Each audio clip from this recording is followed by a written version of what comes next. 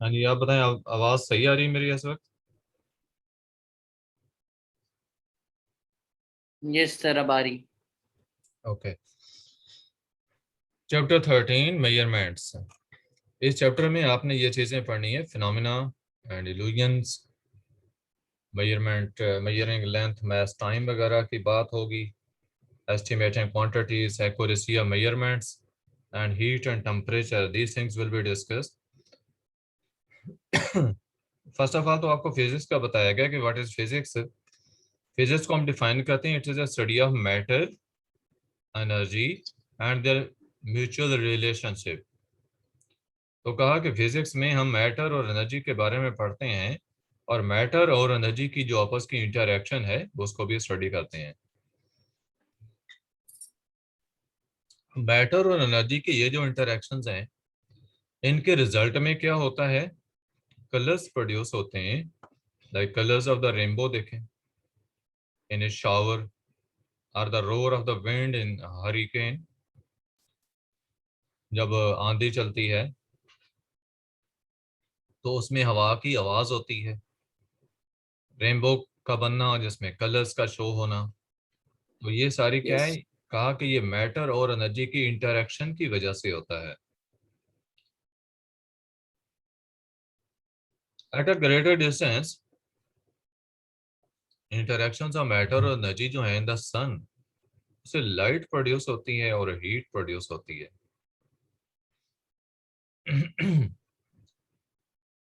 While inside our eyes, light energy convert होती है electrical energy में, जो कि पास होती है to brain and allow us to C.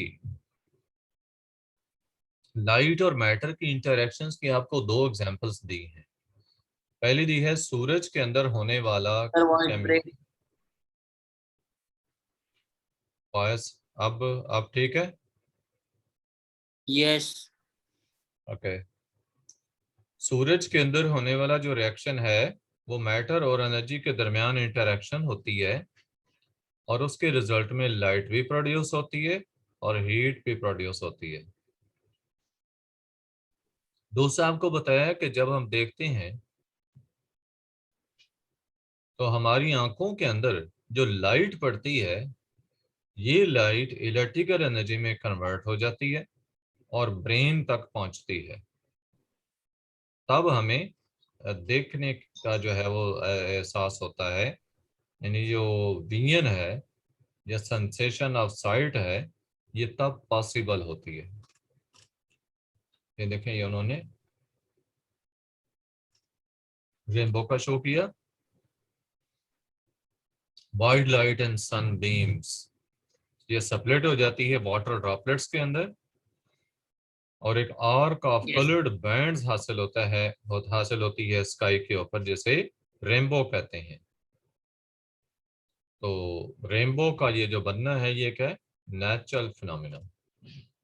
Natural film. Like every event in the universe, from your next breath to a star exploding, ये interaction of matter और energy की है। कि यूनिवर्स में होने वाला कोई भी काम हो, starting from your next breath, breath के सांस, आप जो सांस मसलन ले रहे हैं, किसी सांस से यस। ही शुरू कर दें कि सांस जो आपने अब एक सांस तो ले लिया, उसके बाद जो दूसरा सांस लेना है, तो कहा कि ये भी मैटर और एनर्जी के इंटरेक्शन की वजह से है। आपका हर सांस जो है उसके दौरान मैटर और एनर्जी की इंटरेक्शन हो रही है। मैटर और एनर्जी की इंटरेक्शन याद रखो कि ये क्या होती है, मैटर का एनर्जी में चेंज होना। मैटर किसमें, तो एनर्जी में। मैटर का हाँ जी, चेंज एनर्जी में होना। चेंज होना जो है, ये इंटरेक्शन है मैटर और एनर्जी की। All the information we gather with our eyes, मसलन देखो प्रेजेंस ऑफ लाइट है। सर सर अगर हम मतलब कि इंटरेक्शन, मतलब कि मैटर एंड एनर्जी, इसका मतलब ये है ना। इंटरेक्शन ऑफ मैटर और एनर्जी का मतलब है मैटर का एनर्जी में चेंज हो जाना, या एनर्जी का मैटर में चेंज हो जाना। तो इसको इंटरेक्शन। हाँ, इसको इंटरेक्शन कहा जा रहा है। बस सर ठीक है। मैटर आपके पास है, वो एनर्जी में चेंज हो, ये एनर्जी है वो मैटर के अंदर चेंज हो, तो ये इंटरेक्शन कहलाती है। इसकी मैं एग्जांपल देता हूँ। देखो सोलर एनर्जी है, सूरज की एनर्जी,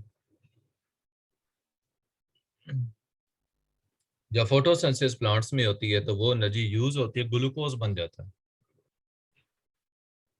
अब ग्लूकोज मैटर है। Sir yes. Voice break. बेटे आपका नेट का इशू बन रहा है कुछ, मेरी तरफ से तो सही जा रहा है।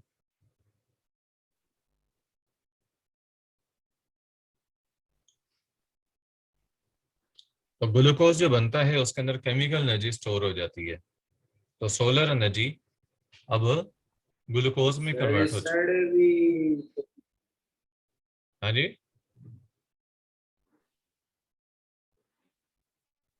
सर एक बार रिपीट करेंगे, वो आवाज कट होगी। अच्छा, मैंने बताया कि सोलर एनर्जी प्लांट्स जब फोटोसिंथेसिस करते हैं तो सोलर एनर्जी के जरिए ही ग्लूकोज बनता है। अब ग्लूकोज मैटर है, तो ये इंटरेक्शन होगी मैटर और एनर्जी की। उसके बाद वो जो ग्लूकोज आपकी बॉडी में स्टोर हो जाता है, उसकी जब ऑक्सीडेशन होती है रेस्पिरेशन के प्रोसेस में, तो उसे एनर्जी रिलीज होती है। अब मैटर एनर्जी में कन्वर्ट हो रहा है। ये इंटरेक्शन है मैटर और एनर्जी के।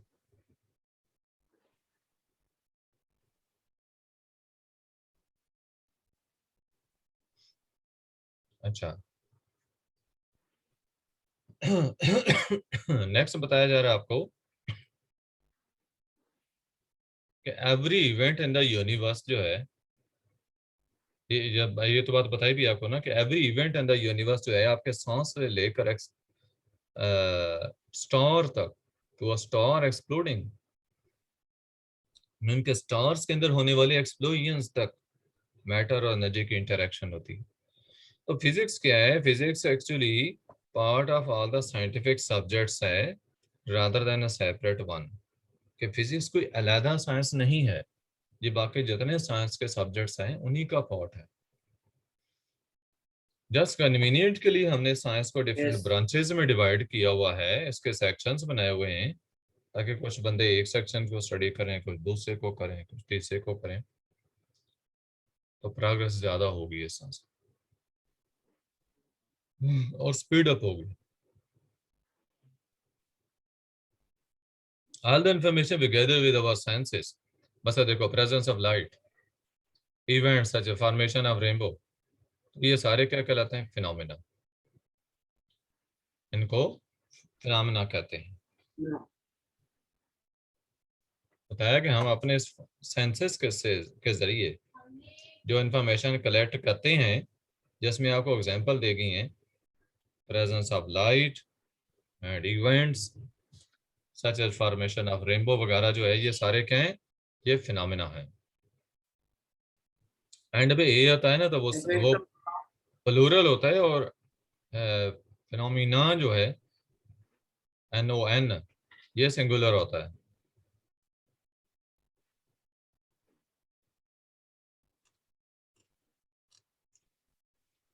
आगे क्या दे रहे हैं? Launching a rocket, sometimes we can observe several phenomena in an event as the following example of launching a rocket shows. देखिए रॉकेट को लॉन्च किया जा रहा है, अब आपको इसमें जो जो चीजें नजर आ रही हैं, ये सारी क्या है? ये फिनोमेना कहलाती हैं। कि light from the rocket engine जो है। सर सर ये तो सर ये तो फ्यूल जल के नहीं हो रही। हाँ तो सर ये नेचुरल फिनोमेना हुआ। हाँ, रॉकेट का चलना जो है, सारे नेचुरल फिनोमेना नहीं होते, आर्टिफिशियल भी होते हैं। अब ये वाला जो रॉकेट का चलना है, ऐसा ये नेचुरल नहीं है, ये मैन मेड है। लेकिन इसमें जो कुछ भी यस। आपको नजर आ रहा है, ऑब्जर्वेशन जितनी भी है आपकी, इसमें जो कुछ शो हो रहा है, it is due to interaction of matter and energy. Okay sir. Light from the rocket engines can be seen immediately by distant spectators. कि दूर तक खड़े लोग जो हैं, जो इस प्रोसेस को देख रहे होते हैं, तो वो देख सकते हैं कि लाइट है। As the rocket begins to rise from the launching pad, ये लॉन्चिंग पैड रॉकेट पे शो किया, तो जैसे ये लॉन्चिंग पैड से रन करना शुरू करेगा तो उसका इफेक्ट क्या होगा? नीचे से लाइट आएगी और हाँ। वो ऊपर की तरफ से जाएगी, ऊपर जाएगी पावर। आगे when the roar of the rocket engines reaches the spectators, it nearly deafens them.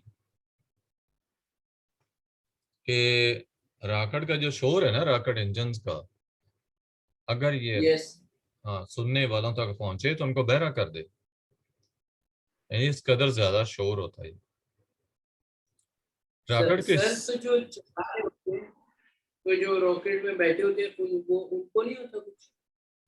बड़े वो प्रोटेक्शंस होती हैं।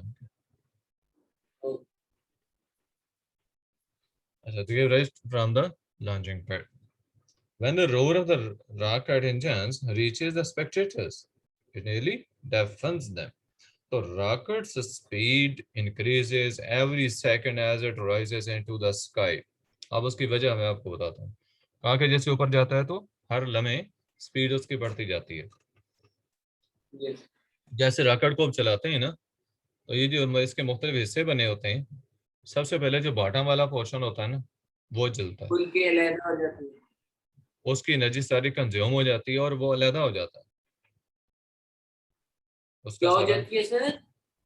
बड़े जो रॉकेट हम स्पेस में सेंड करते हैं ना, बड़े रॉकेट जो हैं, जैसे इसमें ये मल्टी स्टेज रॉकेट होते हैं, यानी इसमें कई स्टेजेस होते हैं रॉकेट्स। यूँ समझ लो कि एक रॉकेट है जो कि कई रॉकेट्स को मिलाकर बनाया गया है। ओके। सबसे पहले जो बॉटम मोस्ट रॉकेट होता है ना, उसका फ्यूल जलता है। तो ये सिमिलर प्रोसेस होगा जिसको आप अभी देख रहे हैं। अच्छा, फ्यूल जब जलता है ना लोअर रॉकेट का, तो कंज्यूम होने के बाद, फ्यूल खत्म होने के बाद जो नीचे वाला हिस्सा होता है वो अलहदा हो जाता है, रॉकेट से वो अलहदा हो जाता है। पहले ऊपर वाले को पुश तो मिल गया ना, पुश मिलने के बाद यस बाकी हिस्सा अलहदा हो गया। अब वो कुछ हिस्सा जब अलहदा हो गया तो रॉकेट का वजन कम हो जाएगा ना पहले से। यस यही वजह है कि उसकी स्पीड मुसलसल बढ़ती जाएगी। like a light from the rocket engines, it can be seen immediately by the distant spectators as the rockets begin to rise from the launching pad. ठीक है, लॉन्चिंग पैड से जैसे वो उठना शुरू होता है तो वो दूर से सुन सकते हैं, ये देख सकते हैं इसकी आवाज़ों को। Rocket speed increases every second as it rises to the sky. ठीक है, आसमान की तरफ जा रहे हैं, हर लम्हे स्पीड बढ़ती जाती है। हाँ बिल्कुल स्पीड बढ़ती जाती है। Rocket speed increases every second as it rises into the sky. अब वो क्यों बढ़ती है इसका पता चल गया। Sorry sir. क्यों स्पीड बढ़ती है, कैसे बढ़ती है, ये बताएं। सर क्योंकि जो फ्यूल होता है वो जलता है और पावर बनाता है, तो वो नीचे की तरफ पुश करती है, तो वो उसकी जो है स्पीड ज्यादा होना शुरू हो जाती है। नीचे वाला जो हिस्सा होता है ना, सबसे जो बॉटम पे रॉकेट होता है, वो अलहदा हो जाता है जलने के बाद, है ना। हाँ, जब उसका सर फ्यूल का लेकिन उसके अंदर भी फ्यूल होता है सारा। हाँ मैंने बताया ना कि रॉकेट जो है ना, उसके अंदर कई हिस्से होते हैं और हर हिस्सा एक पूरा पूरा रॉकेट ही होता है। ओके। हर हिस्से के अंदर फ्यूल अलहदा अलहदा होता है। सबसे पहले बॉटम मोस्ट जो पार्ट होता है ना रॉकेट का, उसका फ्यूल जलता है। फ्यूल जलने से रॉकेट को ऊपर पुश अप तो मिल जाएगा। यस पुश मिल जाएगा रॉकेट को, और जो फ्यूल था नीचे वाला वो खत्म हो गया। उसके बाद जो उससे अगला जो सेकंड स्टेज वाला रॉकेट होगा उसका फ्यूल जलेगा। तो जैसे ये फ्यूल कंज्यूम होता जाता है, रॉकेट को ऊपर की तरफ पुश मिलता जाता है और उसकी स्पीड मुसलसल इंक्रीज होती जाती है। ये चीज बताई उन्होंने, ये देखो नीचे लिखा ना कि rocket is divided into parts called stages and each stage has full tanks and rocket engines. ठीक है, इसका जो हर हिस्सा है ना, उसमें क्या होता है, फ्यूल के टैंक्स होते हैं और रॉकेट इंजन होते हैं.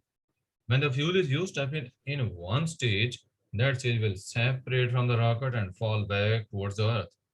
किसी भी एक हिस्से का फ्यूल जब कंज्यूम हो जाता है तो वो हिस्सा रॉकेट से अलग होकर जमीन पर गिर पड़ता है. ये बात क्लियर होगी? सर अगर ये मतलब सर अगर ये किसी सिटी में गिर जाए या फिर इसे कंट्रोल कर दिया जाता है? फिर नहीं, अगर इधर उधर गिरेगा तो नुकसान होगा इसका, लेकिन कंट्रोल्ड वे में इसको यूज किया जाता है. वो नहीं मतलब इसके ऊपर कोई कंट्रोल करके सही तरीके से लैंड नहीं कर सकता इसको वापस? सही तरीके से ये देखो ना, इसने इधर उधर तो फिरना नहीं है, इसने जाना सीधा ही होता है. नहीं नहीं सर, मैं कह रहा हूँ जो मतलब लॉन्च के बाद जो पार्ट अलग हो जो जाता गिर रहा है, हाँ जी, तो देखो ना, जिसने है गिरना वैसे। है उसने भी बिल्कुल सीधा नीचे आना है. इधर उधर जाने की यस। बजाय वो सीधे नीचे ही आएगा. तो जो लॉन्चिंग पैड होता है ना, वो थोड़ा सा नहीं होता, बहुत ज्यादा एरिया होता है उसका. लिहाजा ओके। रॉकेट का हर हिस्सा जब फ्यूल उसका खत्म होता जाएगा तो वो टूट कर गिरता जाएगा.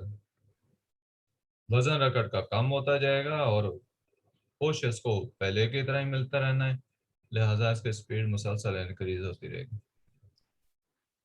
ठीक है सर। ये देखिए आगे लिखा ना आपके यहाँ कि when the fuel is used up in one stage, that stage will separate from the rocket and fall back towards the earth. Rocket का वो हिस्सा अलहदा हो जाता है, जमीन पर गिर पड़ता है. As the stage rushes back, as the stage rushes back through the atmosphere, it will become so hot that it will burn up. देखो जो रॉकेट का हिस्सा गिरता है ना नीचे, वो यस। इतनी स्पीड से गिरता है कि उसको एयर के फ्रिक्शन की वजह से उसे आग लग जाती है, वो जल जाता है. ओके। जलकर वो खत्म हो राख। जाए. हाँ बिल्कुल, राख हो जाता है, हवा में ही शामिल हो जाता है. ओ, एट हाँ लेकिन जो सर ये तो लोहा नहीं होता, लोहे तो जलते तो नहीं। बड़े लोहा, अब सारा लोहा नहीं ना होता रॉकेट के अंदर, लोहा नहीं यूज करते. लाइट जो है वो एलिमेंट्स यूज किए जाते हैं. As a stage rushes back through the atmosphere, it will become so hot that it will burn up. And when the last stage has separated, only a small spacecraft will remain in orbit around the Earth or set off across the solar system. Sir. आगे सारे से खत्म हो जाते हैं ना, सारे से जब खत्म यस। हो जाते हैं तो जो आखिरी स्टेज होता है वो सेपरेट हो जाता है. वो स्मॉल स्पेस क्राफ्ट ही होता है जो कि जमीन के गिर्द रिवॉल्व करना करना होता है जिसने, या फिर वो क्या होता है, set of across a solar system. जमीन के गिर्द मूव करना है या सोलर सिस्टम. हाँ जी, पूछें क्या पूछना था? सर मैं ये पूछ रहा था कि अगर मतलब जो अगर एक रॉकेट जो है वो स्पेस में चला जाता है तो फिर वो वापस किस तरह आते हैं? उसके अंदर फ्यूल होता है, इतना फ्यूल उसमें रखा के होता है कि वो वापस आ सकता है. नहीं तो सर आप तो कह रहे थे अगर वो वापस आए तो मतलब इतना ज्यादा हीट हो जाता है कि वो उधर ही चल के राख हो जाता है। ये जो उसने वापस आना होता है ना, वो जो जिसकी हम बात कर रहे थे कि वो रॉकेट का हिस्सा जो है जिसका फ्यूल जला था और वो अलहदा हुआ, वो तो बहुत ज्यादा यस। स्पीड से आता है ना, वो बहुत ज्यादा स्पीड से आता है. लेकिन जो बाद में रॉकेट जिसको वापस हमने ले आना होता है, हम उसको कंट्रोल करके ले आते हैं. उसकी स्पीड ज्यादा नहीं होने ओ देते. ठीक है, ठीक है। देखो मतलब कि मतलब नॉर्मल स्पीड में वापस ले आते हैं नॉर्मल ना स्पीड तो में, हाँ स्पीड क्या कहते बढ़ेगी हैं? तो फिर खत्म होना है उसने. जैसे आप देखो ठीक ना, ठीक। ये पैराट्रूपर होता है, पैराट्रूपर हवाई जहाज से नीचे गिरता है. अगर वो पैराशूट नहीं लगाता तो फुल स्पीड से नीचे गिरेगा और वो तो खत्म हो जाएगा जमीन के साथ टकरा कर. लेकिन जब वो हम्म। पैराशूट के साथ आता है तो आप देखते हैं वो बड़ा स्मूथली नीचे आ जाता है. यस। आप पायलट की बात करो ना, पायलट की। पायलट यस जो है अगर पैराशूट के साथ नीचे उतरता है तो वो बाहिफाजत जो है वो बड़ा आराम से नीचे पहुंच जाता है, क्योंकि वो स्लो आता है, उसकी स्पीड कंट्रोल होती है। यस कूलिंग आवर सेंसेस के हवाले से उन्होंने बात की कि occasionally what we detect with our senses fools us into thinking we are seeing something else. बात का ये होता है कि हम जो देख रहे होते हैं वो कुछ और होता है, नजर कुछ और आ रहा होता है और होता कुछ और है। When this happens, we are fooled by an optical illusion. इसको कहते हैं ऑप्टिकल illusion, जिसको बसरी धोखा कहा जाता है उर्दू में, कि हम देखने में धोखा हुआ। सर, उर्दू में क्या होता है? बसरी धोखा, बेस्वाद बसरी रे, लोका। धोखा धोखा धोखा। अच्छा, बसरी धोखा। हम्म, धोखा नहीं होता, आंखों डिसीव। का धोखा भी कहते हैं आंख, जो। हाँ बिल्कुल। बसरी बसारत से है ना, बसारत आंखों का होता है, आंखों का धोखा कह सकते हैं। देखिए all our senses जो हैं they can be fooled into seeing to detect something that is not really present। कहा कि कोई चीज़ जो है हम उस चीज़ को भी देख रहे होते हैं जो हकीकत में वजूद ही नहीं रखती। This means that instead of relying on our senses, we need to make more accurate observations of phenomena in science, and we do this by taking measurements। कहा कि बहुत का तो ऐसे होता है कि हम अपने सेंसेस के जरिए किसी चीज़ को डिटेक्ट करने की कोशिश कर रहे होते हैं तो वो एग्जिस्ट ही नहीं कर रही होती, तो ये इल्यूजन होता है हमारा। अब इसकी मैं एग्जांपल एक मिराज की देता हूँ। मिराज आपने देखा हो कि शदीद गर्मी का मौसम हो ना तो दूर सड़क के ऊपर देखें तो ऐसे लगता है कि पानी सड़क पे मौजूद है, हालांकि पानी नहीं होता। ऐसे होता है, यस सर, इसे मिराज कहते हैं। होता है सर। ये लाइट की रिफ्लेक्शन होती है, टोटल इंटरनल रिफ्लेक्शन से कहा जाता है। तो लाइट वहां से रिफ्लेक्ट हो रही होती है, सूरज की लाइट सरफेस के यस साथ, यानी सरफेस के साथ वो टकरा नहीं रही होती, सरफेस से थोड़ा सा ऊपर से रिफ्लेक्ट हो रही होती है। इस वजह से लगता है कि सरफेस पे पानी है। ठीक है, वो सरफेस को नहीं टकराती, सरफेस को थोड़ा सा ऊपर से वापस जा रही होती है। और चूंकि नीचे जमीन तक, रोड तक वो पहुंचती ही नहीं है, तो हमें ऐसे लगता है कि नीचे साया बना हुआ है या नीचे पानी है। ठीक है सर, समझ गया। तो ये ऑप्टिकल इल्यूजन्स की बात हो रही है ना। This mean that instead of relying on our senses we need to make measure. तो कहा कि हमें फिर सिर्फ अपने सेंसेस पे नहीं डिपेंड करना चाहिए, बल्कि हमें मेजरमेंट्स कर लेनी चाहिए। मेजरमेंट्स के लिए थ्री बेस क्वांटिटीज यूज होती हैं ज्यादातर, वो है लेंथ, मैस और टाइम। लेंथ, मैस और टाइम। टाइम। पता है कि तीन चीजें जो हैं जो कि मेजर की जा सकती हैं। मैनी इन्वेस्टिगेशंस, मुख्तलिफ किस्म के फिनोमिना जिनको आप स्टडी कर रहे होते हैं, उनमें तीन चीजें जो मोस्टली मेजर हो सकती हैं, वो कौन कौन सी हैं? लेंथ है, मैस है और टाइम है। No any measurement that is made in units, for example. हाँ, कहा कि मेजरमेंट कोई भी हो, आपने यूनिट्स के अंदर ही उसको बयान करना होता है, तभी पता चलता है कि आप कितनी क्वांटिटी की बात कर रहे हैं या कितनी क्वांटिटी आपने मेजर की है। यूनिट्स यस आप सर। यूनिट्स आप लाजमी बयान करना पड़ता है। और ये ओके जो सर। यूनिट्स यूज होते हैं ना मुख्तलिफ चीज़ों को मेजर करने के लिए, ये ऐसे यूनिट्स होते हैं। ऐसे S stand for system, I for international.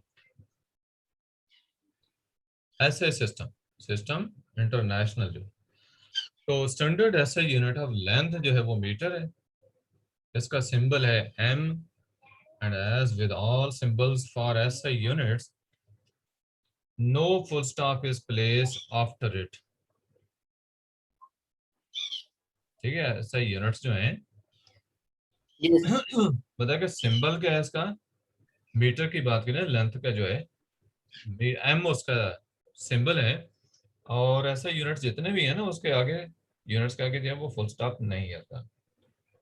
Metre is divided into smaller units for measuring smaller length या डिस्टेंसेस जो हैं, वो उनको मेजर करने के लिए छोटे यूनिट्स में डिवाइड किया जाता है इसको। इवन के बड़ी मेजरमेंट्स लेने के लिए उसको बड़े यूनिट्स में भी डिवाइड किया जा सकता है। ये ऐसे यूनिट्स आपको दिए हैं। सर ये तो मुझे पता है। हाँ, ये प्रीफिक्सेस हैं, ठीक है, प्रीफिक्सेस हैं, किलो है, सेंटी है, मिली है, माइक्रो, नैनो वगैरह। ये ऐसे यूनिट्स को छोटा या बड़ा करने के लिए यूज होते हैं। मयरिंग मैस, मैस का जो ऐसे यूनिट है वो किलोग्राम है। और जो अदर यूनिट्स के लिए यूज होंगे मैस के लिए, वो क्या है, वो ग्राम है, मिलीग्राम है, माइक्रोग्राम वगैरह, ये चीजें यूज होती हैं। अब ये देखिए, मिलीग्राम, ग्राम, किलोग्राम, टन, टन इन्होंने यस सर। बताया, टन याद रखें 1000 kg का होता है एक टन। या मेगाटन, मेगाटन जो है, टन किसका होता है? टन 1000 किलोग्राम का होता है, 1000 kg। ओके। Mega ton. जो 10 मेगाटन होता है वो 10⁻9 kg का होता है। ओके।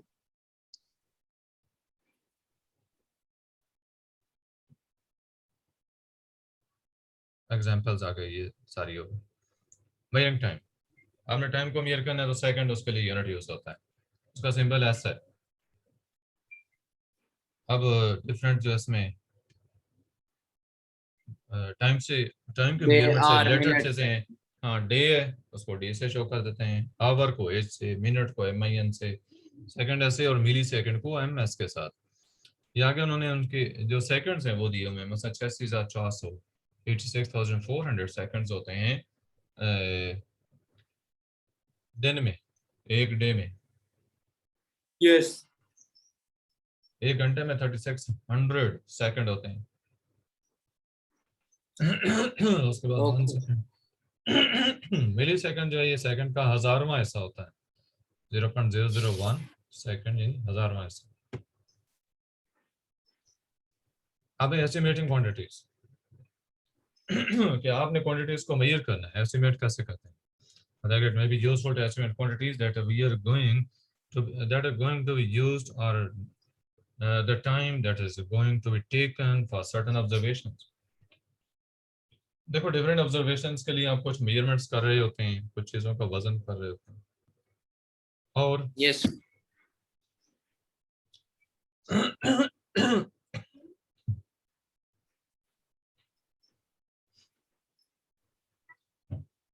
डिफरेंट क्वांटिटीज जो कि हमने यूज करनी होती हैं कैलकुलेशंस में, हम उनको गेस करते हैं।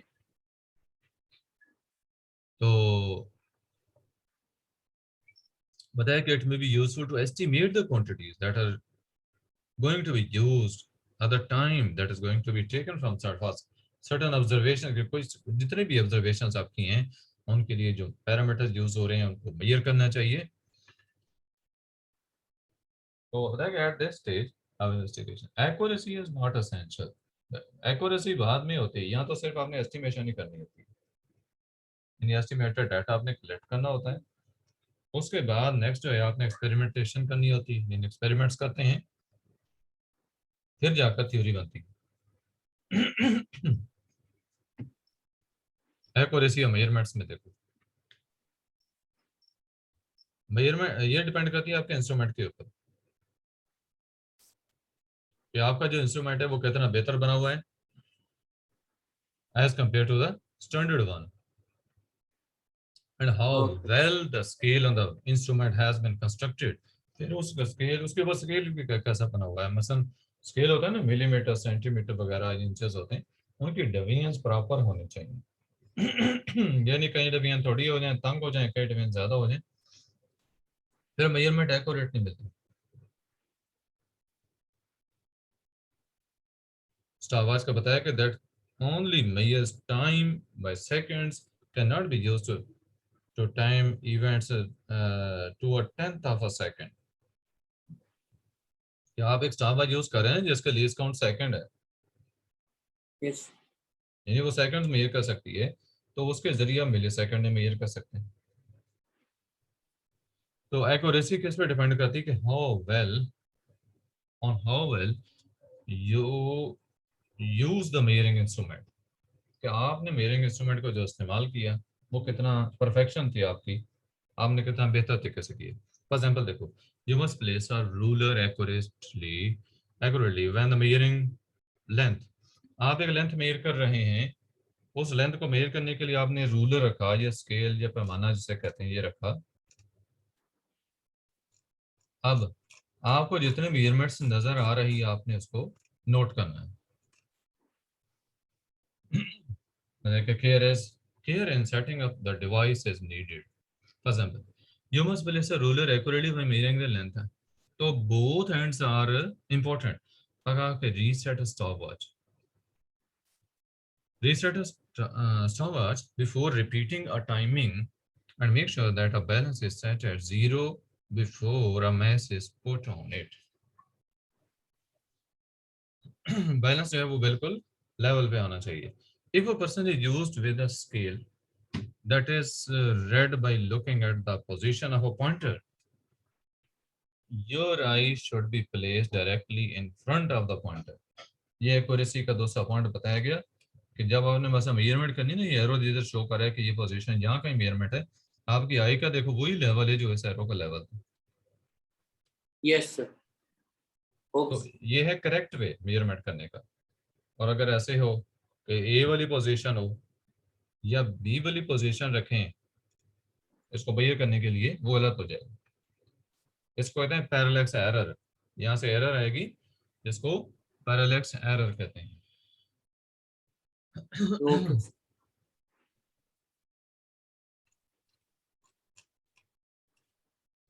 हाँ जी, नेक्स्ट है हीट और टेम्परेचर. ये आपके कितने टॉपिक्स हैं? हाँ अभी तो रहते हैं ना, अभी हीट टेम्परेचर वगैरह हम करते हैं. एक और है बस. ठीक है, ठीक. हीट और टेम्परेचर को देखो. हीट जो होती है ना, it is a form of energy that flows from one body to the other which are at different temperatures. फिर जब डिफरेंट टेम्परेचर्स पे दो बॉडीज होंगे, दो ऑब्जेक्ट्स होंगे, उनको आपस में कनेक्ट कर दें, आपस में मिला दें, तो हीट फ्लो करेगी hot body to cold body.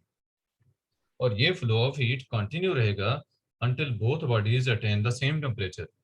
जब तक दोनों बॉडीज का टेम्परेचर सेम नहीं हो जाता, ये हीट का फ्लो स्टॉप नहीं होगा, चलता रहेगा.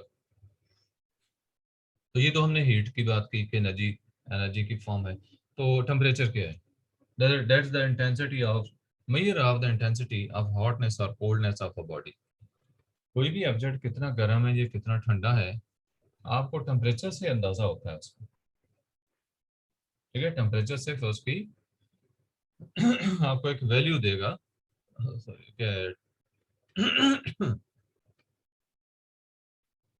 टेम्परेचर जो है जस्ट एक इंटेंसिटी को शो करता है कि कितना कोई चीज गर्म है या कितनी ठंडी है. और अगर टेम्परेचर का डिफरेंस होगा दो ऑब्जेक्ट्स में, तो तभी हीट फ्लो करेगी hot body to cold body. बस आपके यहाँ पे यस बताया सर. कि समझ आ गई. स्केल को हम एक्सटेंड करते हैं जीरो से लेकर बिलो जीरो, जीरो से नीचे भी और जीरो से ऊपर भी, अबव 100, अबव 100 भी. जैसे वो -10 से लेकर 110 डिग्री सेंटीग्रेड.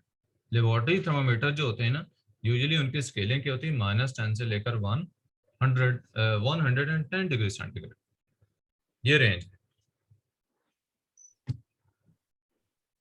इन लेबोरेटरी में हम इस रेंज में टेम्परेचर मेजर कर सकते हैं ये थर्मामीटर्स के जरिए.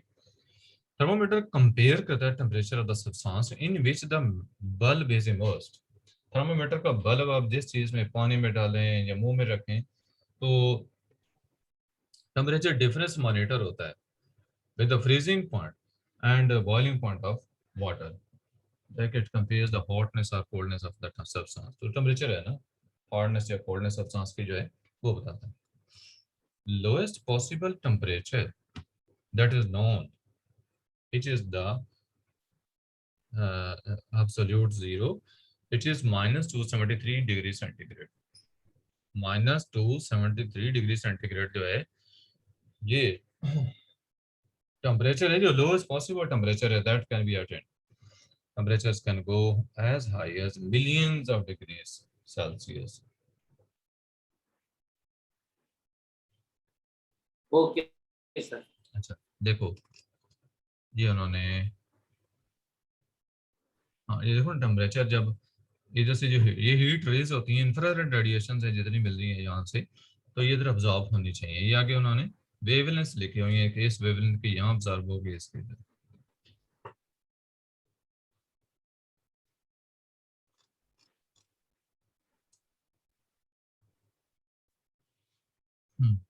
Surface of Pluto, helium becomes liquid above zero.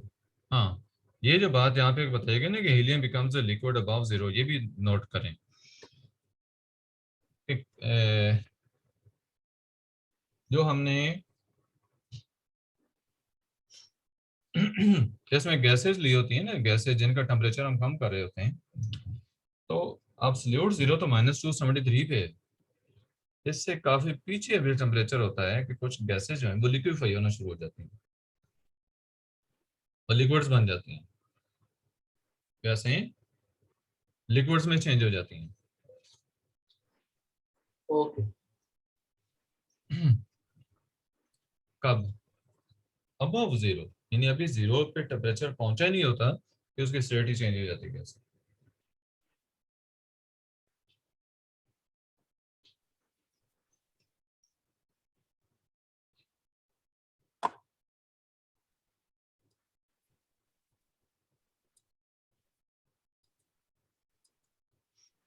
अच्छा, आगे आगे है लिक्विड्स एंड थर्मोमीटर, कि हम थर्मोमीटर के अंदर लिक्विड्स कौन से यूज करते हैं। दो लिक्विड हैं जो कॉमनली यूज होते हैं थर्मोमीटर में, एक मरकरी और दूसरा अल्कोहल है। अल्कोहल। हाँ जी, अल्कोहल। आपने अगर लेबोरेटरी में थर्मोमीटर देखा ना तो उसमें रेड कलर का अल्कोहल होता है, और दूसरा अगर हमने डॉक्टरी थर्मोमीटर देखा हो तो उसमें व्हाइट सा कॉलम चलता है, वो व्हाइट कॉलम मरकरी होता है। यस। मरकरी का फ्रीजिंग पॉइंट जो है ना वो है -39 डिग्री सेंटीग्रेड।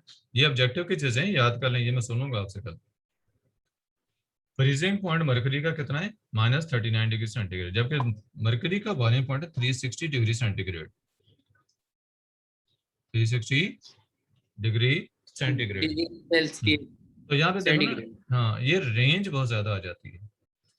अल्कोहल का बताया कि अल्कोहल का फ्रीजिंग पॉइंट -112 डिग्री सेंटीग्रेड है, जबकि बॉइलिंग पॉइंट 78 है। तो अल्कोहल जो है वो इसलिए उधर लैब्स में यूज होती है ताकि वो ज्यादा मतलब ज्यादा तेज है। नहीं, उन्होंने कहा कि अल्कोहल का जो फ्रीजिंग पॉइंट है वो है -112 डिग्री सेंटीग्रेड, और बॉइलिंग पॉइंट कितना है? 78। तो इसकी रेंज कम है, अल्कोहल की मरकरी से कम है रेंज फिर भी। तो प्रेफर जो है वो मरकरी को इस वजह से किया जाता है। हाँ, एक यस। चीज और, दूसरी एक और भी बात है ना, कि अगर लोअर टेम्परेचर आपका, लोअर लिमिट जो है, ये लोअर टेम्परेचर बहुत कम है, तो उस केस में आप क्या करेंगे?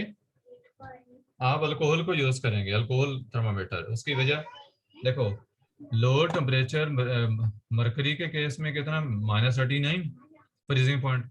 यस। अब -39 से कम टेम्परेचर होगा तो वो तो फ्रीज हो जाएगा, जबकि अल्कोहल जो है वो -112 डिग्री सेंटीग्रेड फ्रीजिंग पॉइंट रखता है। अल्कोहल लिक्विड रहेगा, ये ओके सर। अल्कोहल लिक्विड होगा। अगर बल्ब थर्मामीटर का बताया कि प्लेस करते हैं हम हॉट सब्सटेंस में, तो लिक्विड जो होता है ना उसके अंदर, बल्ब बल्ब क्या है, वो जो थर्मामीटर का नीचे पाउडर बल्ब टाइप। होता है, हाँ, तो उसके अंदर जो लिक्विड होता है वो गर्म होकर एक्सपैंड करता है और स्प्रेड हो जाता है इनसाइड द थर्मामीटर ट्यूब। जो थर्मामीटर की ट्यूब सी होती है ना सेंटर में, वो उसमें स्प्रेड होता है, ऊपर को उठता है।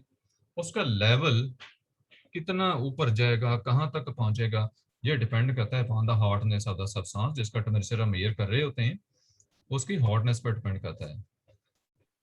And the temperature can be red from the scale, उसके ऊपर स्केल दिया गया होता है, वहां से हम टेम्परेचर देख सकते हैं।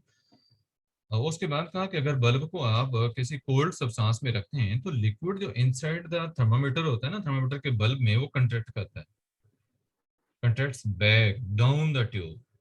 थर्मामीटर के बल्ब वाला कंट्रैक्ट करेगा, फिर ऊपर वाला जो होगा स्टेम के अंदर, वो सारे का सारा नीचे आएगा। And again the temperature is red from the scale. यानी हम टेम्परेचर को मेजर कैसे करते हैं कि पहले जो थर्मामीटर का बल्ब होता है इसको उस चीज के अंदर रखते हैं, अगर वो ज्यादा टेम्परेचर वाली है तो फिर अल्कोहल है, या जो भी मरकरी है, जो चीज़ है वो एक्सपैंड करते हैं लिक्विड, और अगर थोड़े टेम्परेचर वाली है तो फिर वो कंट्रैक्ट करती है चीज, ये कंट्रैक्ट करेगा अल्कोहल या मरकरी, और टेम्परेचर कम होता जाएगा। ओके। ये कुछ चीजें थी जो इस चैप्टर से रिलेटेड थी आपकी।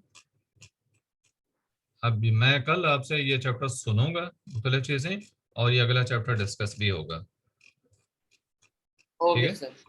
कल संडे है ओके। लेकिन आप लगा लें टाइम ताकि आपका ये सिलेबस कवर हो जाए। Okay sir. ओके, अल्लाह हाफिज। अल्लाह हाफिज। आलिया को कब ज्वाइन करें? अभी अभी कह दूं।